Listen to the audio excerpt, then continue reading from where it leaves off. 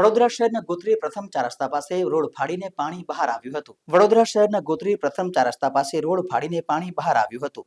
પાણી દરેક જીવ માટે અનિવાર્ય તત્વ છે. તે જીવનનો આધાર છે. માનવજાત, પશુ પક્ષી, વૃક્ષો તેમજ ધરતી પરના બધા જીવ પાણીને આધારે જીવન જીવી શકે છે.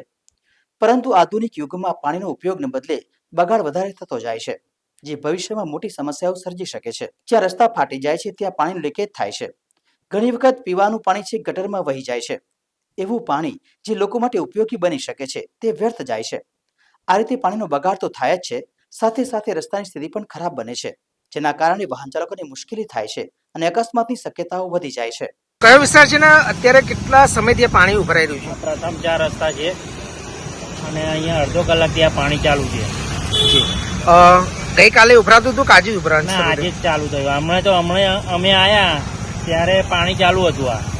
આ રોડ ફાડીને પાણી નીકળી રહ્યું છે, એટલે કઈ ડેમેજ થયું હોય? હા, એવું જ લાગે છે. અંદર લાઈનમાં કંઈક ડેમેજ થયું હોય.